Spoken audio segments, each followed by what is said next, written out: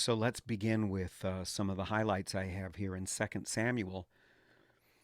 Referring to Absalom, we are told, "In all Israel there was not a man so highly praised for his handsome appearance as Absalom. From the top of his head to the sole of his foot there was no blemish in him. Whenever he cut the hair of his head, he used to cut his hair once a year because it became too heavy for him. He would weigh it, and its weight was 200 shekels by the royal standard. 3 sons and a daughter were born to Absalom. His daughter's name was Tamar, and she became a beautiful woman." Well, men would be considered particularly attractive if they had long, flowing, beautiful hair. We think of that way. We think of women sometimes that way today. But remember back to Saul, those of you who were with me last semester. Saul, Israel's first king, was the tallest and best looking man in Israel. And so people wanted him to be their leader. But you know, God sees the heart. And when Samuel went to anoint one of the sons of Jesse, he kept expecting God to tell him to anoint all the big, strapping, burly, good-looking brothers instead of David, the little wimp who was out watching the sheep. But this sets us up for the fact that people gravitate toward certain types. I had seen once, somebody had said on the internet that there was a correlation between the height of presidential candidates and their chance of winning, that something like 80% of the time, the taller of the two candidates is elected president. But the other interesting thing here, of course, is that he names his daughter after his sister, who had been raped and abused by the brother he killed. Absalom is not forgetting this. He insists that he be let in the presence of his father, the king, and by the end, he is. And you have to sympathize with David, who is getting to be an old man at this point. And David, of course, misses his son and loves his son, and yet his son has murdered another son and taken the law into his own hands. But David emotionally is split and gives in to his compassion and his love, although Joab thinks it's a very bad idea, and Joab would not have suggested it had Absalom not burned Joab's barley field to get his attention. So we're beginning to see play out some interesting psychological dynamics. Let's also take a look a little bit at the reading from Jeremiah. Notice what happens here at the end. This is the Lord speaking, "And it shall come to pass, after that I have plucked them out, I will return and have compassion on them, and will bring them again, every man to his heritage, and every man to his land." He's been telling us all along, and this is a pattern throughout the Old Testament. I'm going to punish you. You are not faithful to me. This is how much you're going to suffer. It's going to be terrible because of how you behave.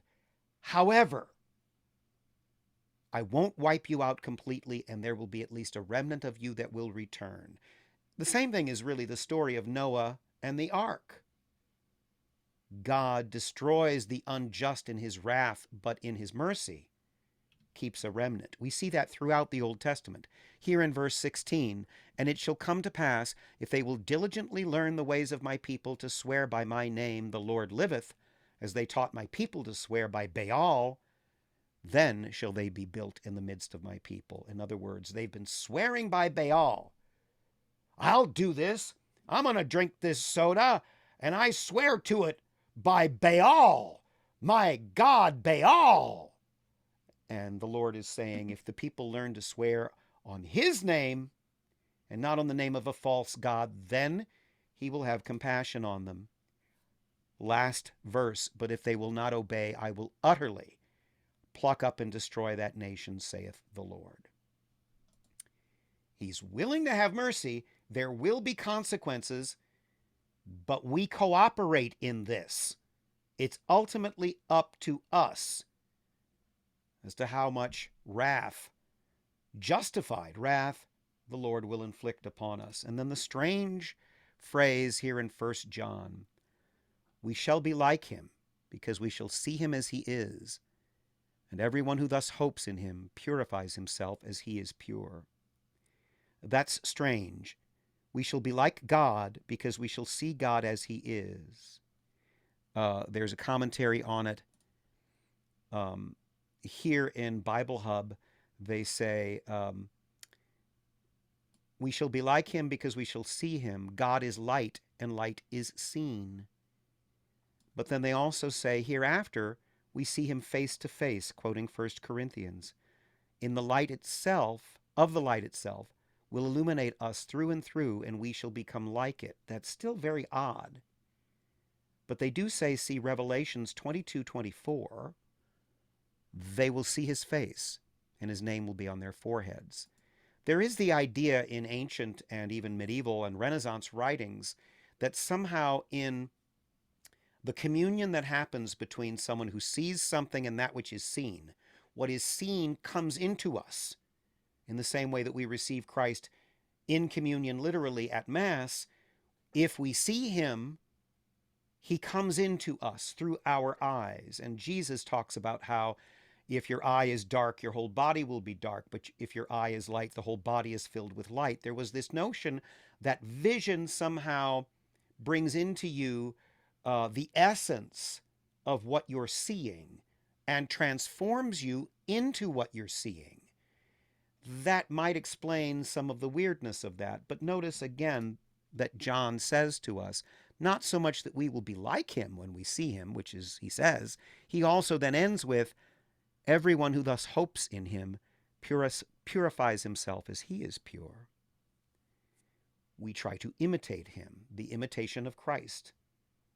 St. Paul says, it is no longer I who live, but Christ who lives in me.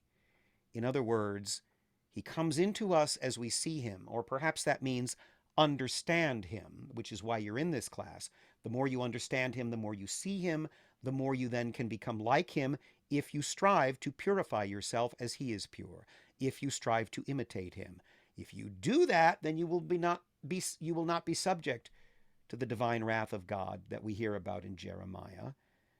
And perhaps you can lift yourself above the very human and understandable passions of Absalom, Joab, and David.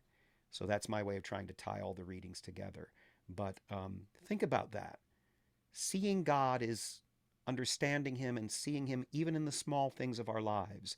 And in doing so, we become like him, particularly if we attempt to do that and to imitate him in our lives.